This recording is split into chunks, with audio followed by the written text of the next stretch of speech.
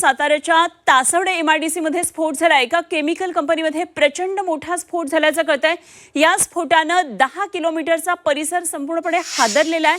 अनेक इमारतींच्या काचा सुद्धा फुटल्याचं समोर आलेलं आहे।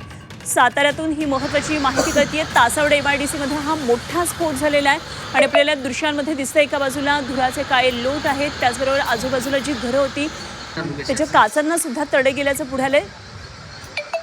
तुषार तपासे आमचे प्रतिनिधी आपल्या बरोबर आहेत, आणखी माहिती जाणून घेऊया। तुषार, तासवडे एमआयडीसी स्फोट झाल्याचं कळतंय, केमिकल कंपनीमध्ये काय काय नेमकी या संदर्भातली माहिती आहे?